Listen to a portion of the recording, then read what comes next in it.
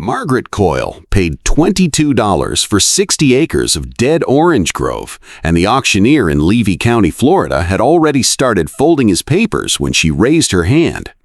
The Delacroix Grove had been rotting under salt water for 5 years straight. A hurricane surge had pushed brackish water 2 miles inland the year everything changed, and it had never fully drained back out.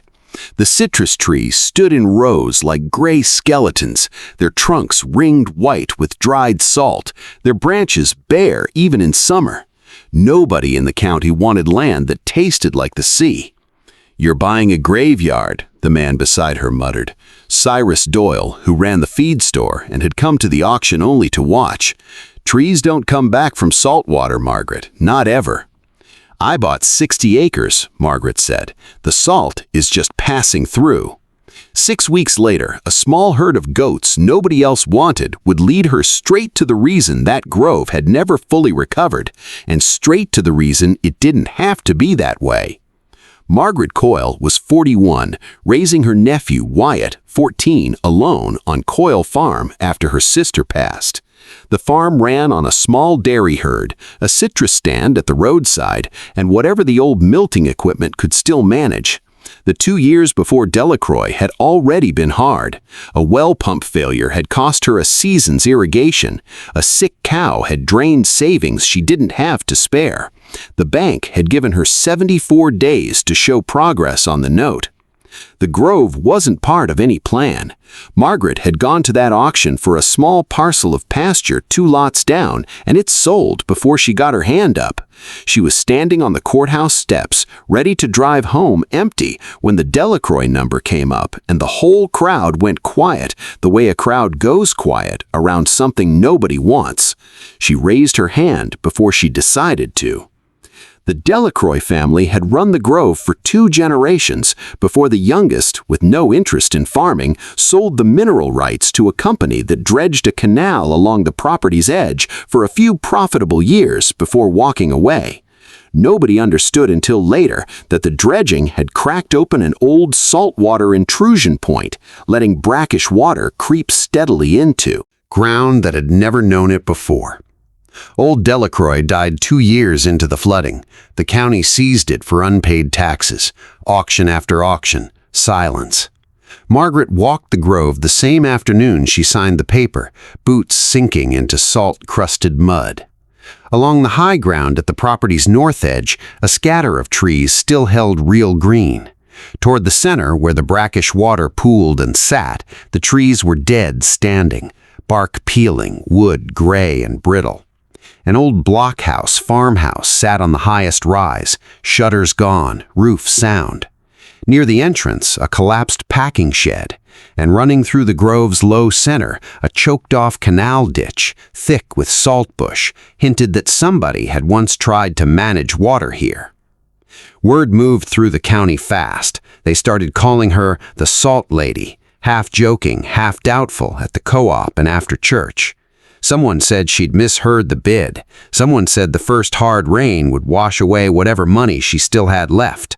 The mockery never turned cruel. It stayed at the level of a joke everyone assumed would resolve itself the moment the land proved as worthless as its own auction history insisted. The same week, a livestock rescue 2 counties over, called around trying to place a herd of 11 goats, surrendered when a small dairy operation folded. Mixed breeds, a couple with old leg injuries, worth nothing to anyone building a serious herd. Margaret, thinking mostly about the brush she needed cleared, agreed to take them for the cost of transport. Cyrus heard before she'd finished unloading the trailer. "First a salt swamp, now goats nobody could sell?" he said at the feed store. "You collect what everybody else throws away." Margaret didn't argue. She turned the goats loose near the grove's low center to work the brush and went back to clearing around the farmhouse. Within the first week, she noticed the goats weren't grazing evenly. They kept returning to one narrow strip of ground, a band running east to west through the grove's low center, working the same line day after day, not the wettest ground, not the driest, but one specific corridor, regardless of where the standing water happened to shift after rain. Wyatt started marking it. He'd walk the grove most evenings after chores, pencil and a folded sheet of paper, noting exactly where the herd concentrated. One goat led every single time, a scarred gray nanny with a torn ear Margaret had started calling Delta without quite deciding to. Delta cut straight for that strip at first light, the rest of the herd falling in only once she'd committed. After 10 days, Wyatt's marks on the page formed a line too straight to be coincidence. "They're not just eating," he said, looking at the paper spread across the kitchen table. "They're following something." Margaret walked the goat's line one morning with a metal probe, pushing it into the ground the way an old almanac she'd found had described. About 16 inches down, the probe struck something firm and regular, different from the ordinary give of salt-heavy mud. She dug carefully with a hand trowel. Beneath the crust sat old terracotta drainage pipe laid end to end, running as far as she could trace it either direction.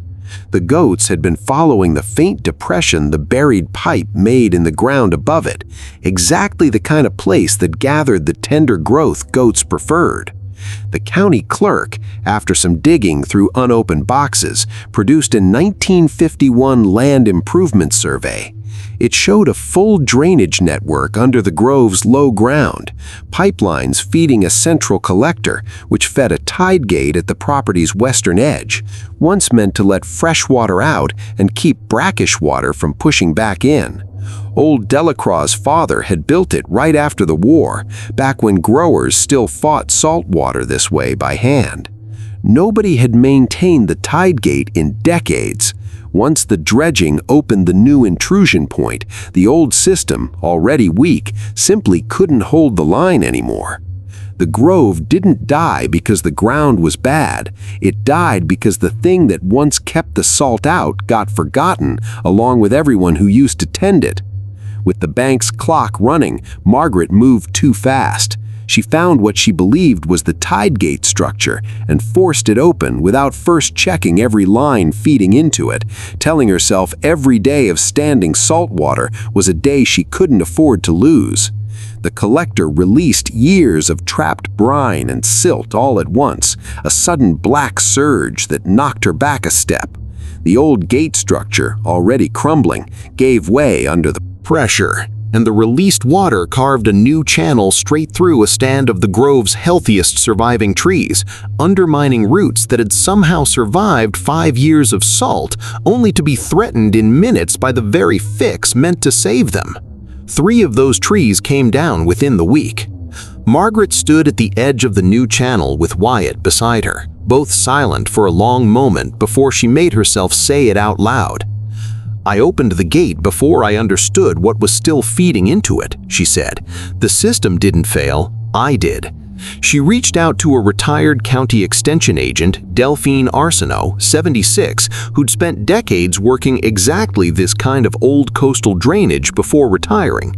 Delphine walked the property slowly, hands behind her back, crouching at details Margaret had walked past without a second look. "You forced the gate open," she told Margaret. "You didn't check what was wired to it first." Sitting at Margaret's kitchen table that evening, Delphine sketched the real approach on the back of an old feed receipt. Every line needed tracing and individual assessment. The tide gate needed proper rebuilding, not a patch, and the release needed to happen gradually, giving the ground time to let go of the salt rather than being told to move all at once.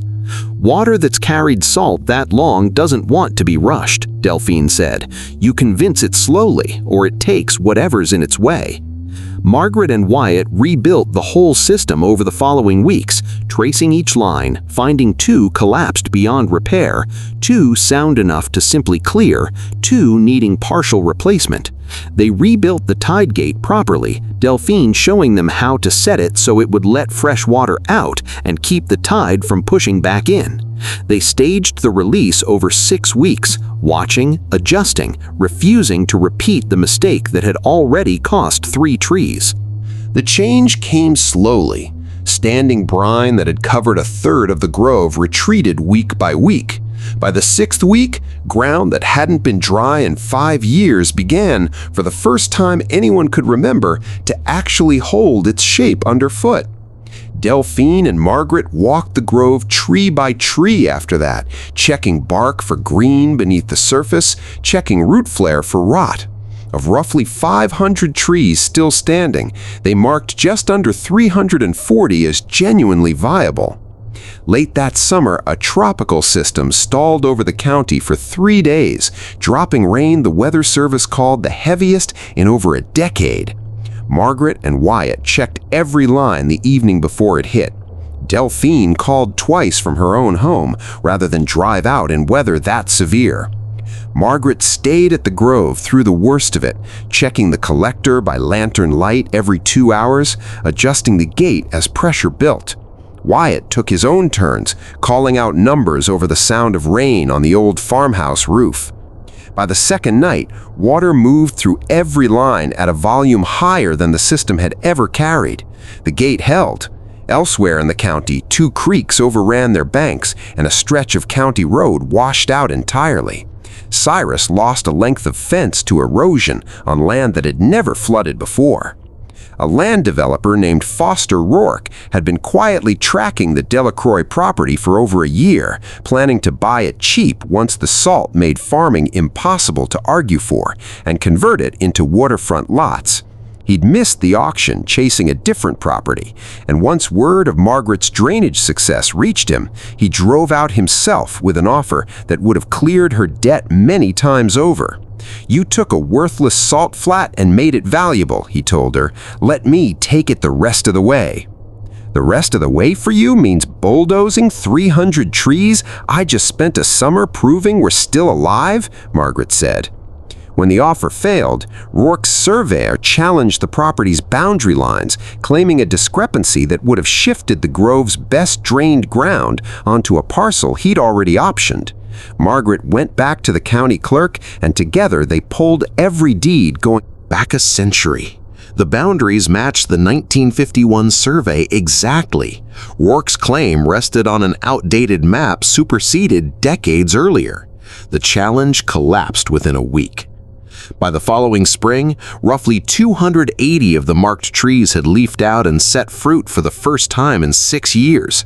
Margaret sold that harvest through a roadside stand, a standing order with a regional grocer who told her he could sell the oranges on the story alone, and a handful of families who wanted to be part of the grove's first real season back. She made her bank payments on time, she paid Delphine properly, waving off every attempt Delphine made to refuse it, and a small consulting practice grew out of it, other salt-damaged landowners in the county asking her and Delphine to walk their own low ground. Wyatt had been essential from the first evening he marked the goat's line on a folded sheet of paper. He kept the water logs through the whole 6-week drain. He walked every tree assessment beside Delphine, learning to read bark and root flare with his own eyes. When Rourke's boundary challenge came, it was Wyatt who helped pull the deed records at the courthouse, cross-referencing old markers with a patience that the clerk mentioned more than once, that he had a real future in exactly that kind of work. "There's no telling how many old groves around here are sitting on buried systems like this one," Wyatt said once, walking the rows that first spring, the trees leafed out green again. "Most people stop looking the moment the water shows up," Margaret told him. "Doesn't mean whatever used to keep it dry stopped existing." Delphine kept coming out long after the storm passed, sometimes bringing along a young grandniece studying agricultural science who'd grown curious after hearing the story at a family gathering.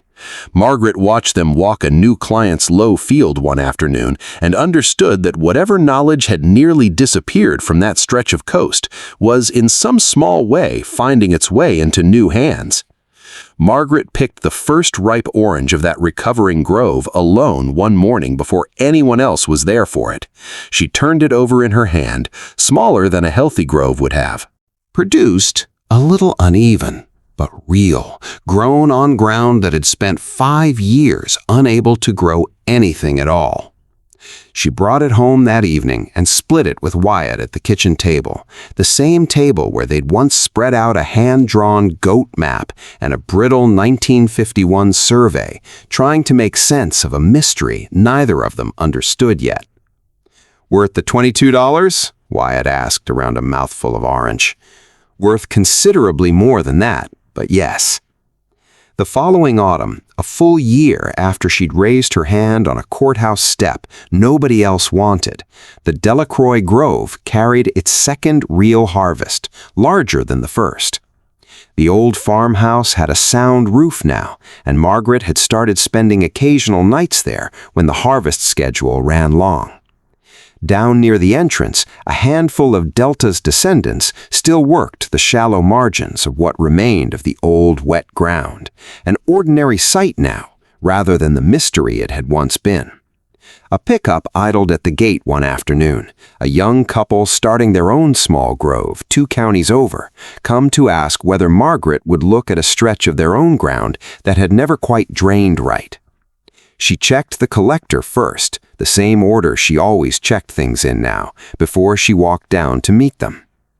The developer had wanted to bury this grove under new houses. The goats had found what was already keeping it alive instead. What is significant educational or other value in this story? It shows that what looks permanently broken often isn't gone, only forgotten, and that real recovery comes from patient investigation and honest correction of mistakes rather than shortcuts. It teaches that overlooked people and overlooked land often hold more value than the world assumes if someone is willing to look closely enough to find it.